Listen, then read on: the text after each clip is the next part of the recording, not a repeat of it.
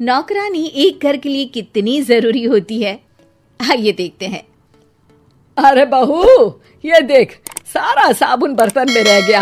ये नौकरानी कोई काम नहीं करती, गंदा काम करके चली जाती है और ढेर सारा पैसा ले जाती है। अरे मम्मी जी, उसने तो साफ किया ही था। मेरे ही हाथ से इस ग्लास में सर्फ गिर गया था। अरे बस कर झूठी, उसे बचाने के लिए सारी जुगत लगा ले, लेकिन मैं तो इसे निकाल कर ही रहूंगी। हमारे जमाने में ना कोई नौकरानी थी और ना ही ये चिकने बर्तन। चूल्हे के जले बर्तनों को राख रगड़ कर साफ किया करती थी मैं। अरे माँ जी, मैं कहाँ बचा रही हूँ उसे। और वैसे भी आजकल नौकरानी जरूरत नहीं, स्टेटस सिंबल बन गया है। अब आप बताओ, मैं मुन्ना को नीचे घुमाने ले जाऊं तो लोगों से क्या बोलूं? झाड़ू पोछा खुद लगा रही हूँ। लोग सीधा यही पूछते हैं कि कौन सी नौकरानी काम कर रही है तेरे घर पर। अरे बस कर, ये भी कोई बात होती है? मम्मी जी, आप नहीं समझेंगी। शाम को नौकरानी घर आकर काम कर ही रही होती है कि सास को कहती है, माँ जी, एक बात बोलूं, बुरा न मानना।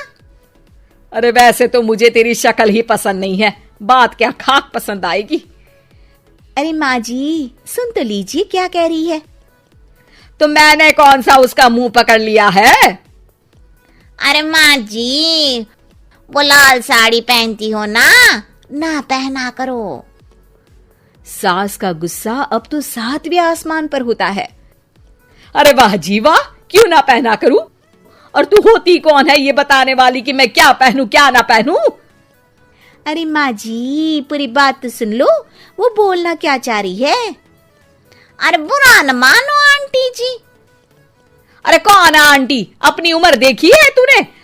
2-4 साल ही छोटी होगी मुझसे और मुझे आंटी बोल रही है। बहू सर पर हाथ रख लेती है। अरे अच्छी खासी उम्र दराज हो और आंटी ना बोलूं? मैं तुम्हारी बहू से भी 4 साल छोटी हूँ। क्यों दीदी?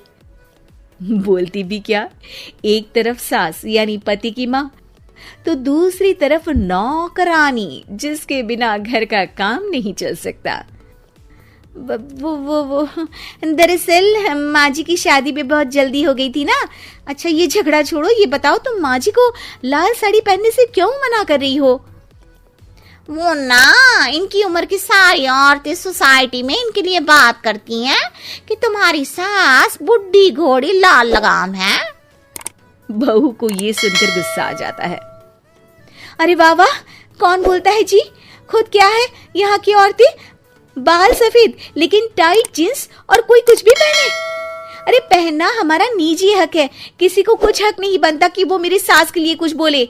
मैं आज ही जाकर माँ जी के लिए लाल जींस लेकर आऊंगी, फिर देखो कोई क्या बोलता है। अरे चुप लाल जींस।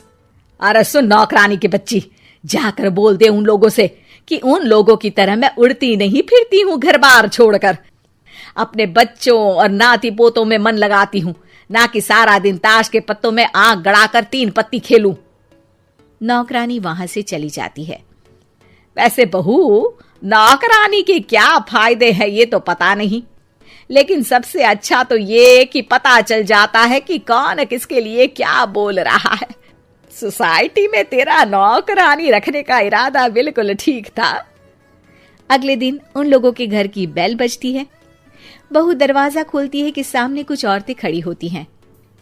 अरे बहू, कहाँ है तेरी सास? बुला जरा।